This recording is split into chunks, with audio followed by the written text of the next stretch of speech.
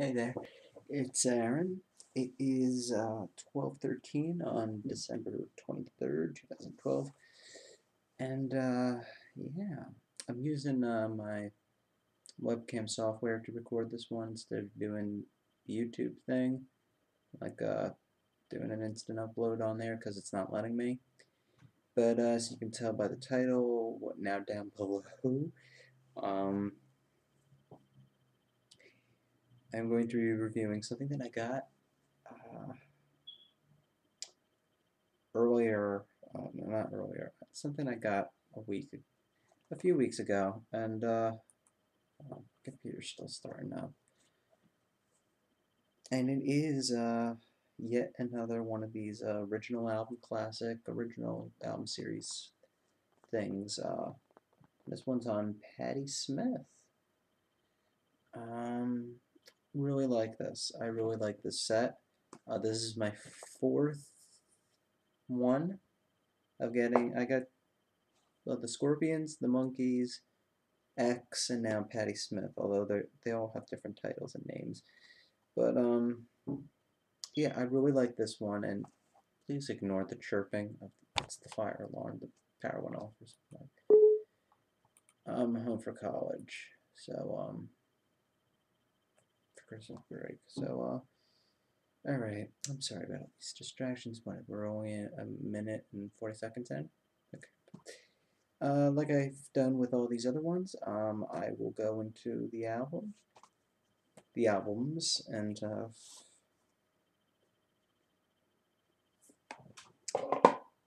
yeah, oh, all right.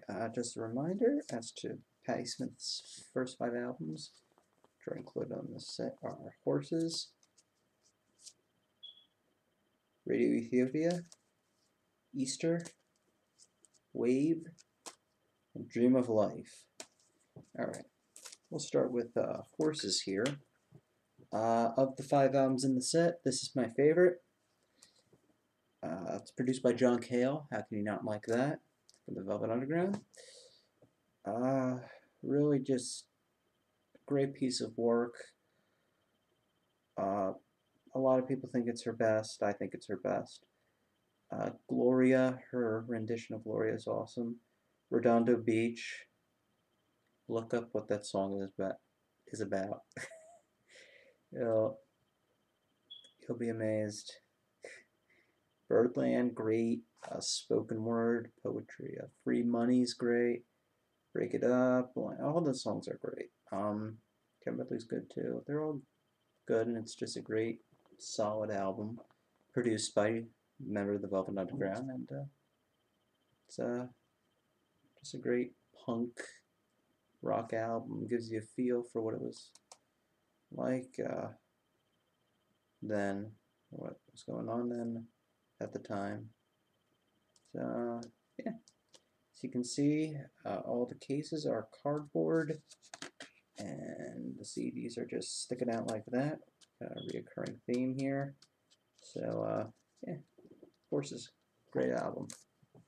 All right, then we go into next down here, although it's up under the Patti Smith group.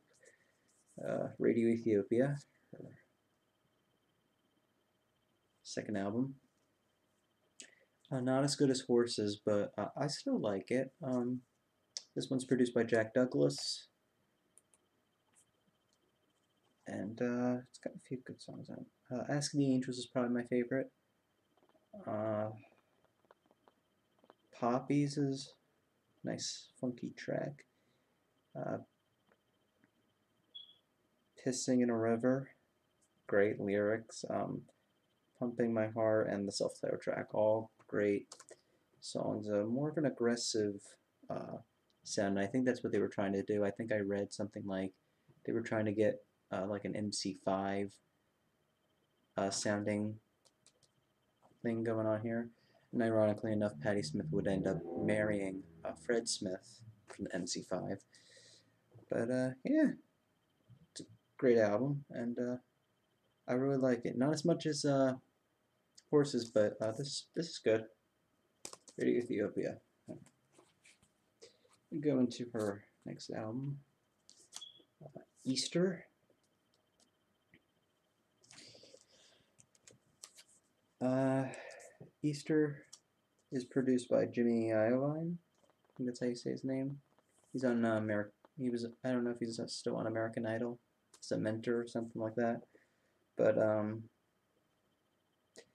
uh, right next to horses, this is my second favorite in the set. I really like this. It's got a great variety of styles of music here. Till Victory is a great opener.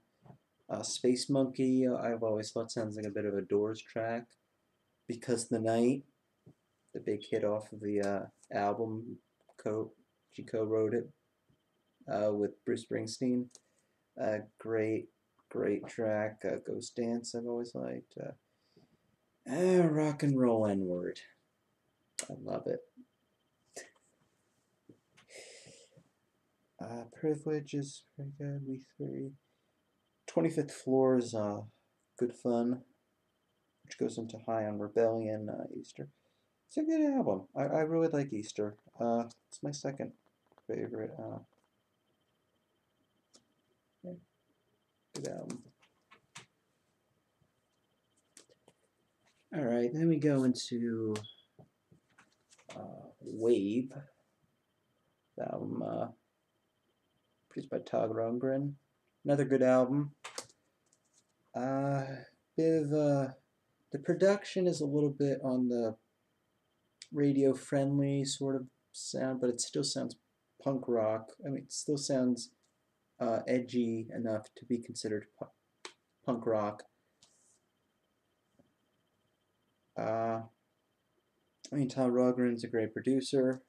It's just, I think, yeah, I feel like this one's a little bit more radio friendly, but I like Wave. It's a great album. Frederick, great, great song. Dancing Barefoot, I think it was a hit single from this album. Probably my favorite song off the album. She does a cover of So You Want to Be a Rock and Roll Star. Revenge, I like. Citizenship. And Broken Flag is awesome. And I really like Patti's voice on this album. It's really matured on this one. So yeah, Wave's a very good album. And then after Wave was released, I think it was what, 1978, 79. She pretty much married Fred Smith, and she went off and had 2 kids with Fred. And Fred Smith, obviously, he would die later in like early 90s, but all that time she was devoting her time to being a mother for 2 kids, and she just didn't make any music. But that changed in 1988 when she released Dream of Life. I don't know how people like, if they, this, I think there's some people who, it's like in between, they like it or dislike it. I thought I wasn't going to like this because, well, it's from the 80s, and you know how like albums don't sound that great in the 80s. It is my least favorite of the 5 in the set, but it is not a bad album at all. I really like this album. And I mean, the other one that comes to my mind in 80s production, like it, I think a lot of, I mean, some people really had bad 80s periods, but like X, like that one album of theirs, Ain't Love Grand. They had Michael Wagner, like a glam metal producer, you know. And then, you know, it didn't work with him. It wasn't a very good album. It just didn't sound like an X album. Uh, Producing this album is her husband, Fred Smith, and Jimmy Iovine, who produced Easter. So it's a good album, and I like it because it does. I can believe this is Patti Smith because of the because when you realize that there's like a big time span in when Wave was released in this one, then you can understand. I don't know. I get it. It's more adult contemporary. but still a good album. I like People Have the Power. I think that was a bit of a hit single for her. Uh, Past That Cross, When Duty Calls, and Looking for You, and Jackson's song, which I believe is about her first son, who's now playing in her band. And interesting bit of trivia: her son, Jackson Smith, is married to Meg White, formerly of the White Stripes. Jackson's song is a beautifully written song about her son. So, Dream of Life, it's not a bad album. I like it. It is my least favorite off the set, but I like it. And that is the Patti Smith original album classic series. I think this is money well spent. It cost me about $18 for 5 albums. I've been doing reviews on like 4 of these now. If you're a stranger to Patti Smith's music and don't have anything by her like I did, I would highly recommend this. After this, she has about, what, like 6 albums? Well, she has a total of 12 or 13 now. So, I mean, you already have half when you get this. And I think I do see they did make another one with the 3 that came after. But I don't know if I'm going to get that or not. But I've listened to these albums 3 times. And, yeah, it's a great set, a great price, and I really like this. Okay. That's about it. I haven't really got any music. I mean, I can show you 2 things that are really not related to music that I got. I mean, the video title is about the Patti Smith thing, but I'll show you the other things I got here. These are not music related, they're comp. I got 2 Firesign Theatre albums. How Can You Be in 2 Places at Once When You're Not Anywhere at All? And Don't Crush That Dwarf, Hand Me the Pliers. Very funny albums. Obviously, no music connection really. I mean, they're really wacky comedy records. They're very smart albums too. Not the typical comedy album that you would think you would be listening to. I mean, the only music connection here is that John Lennon's on the cover of this one. But yeah, they're good albums. I like them. And yeah, that's all from me. See y'all later. Bye.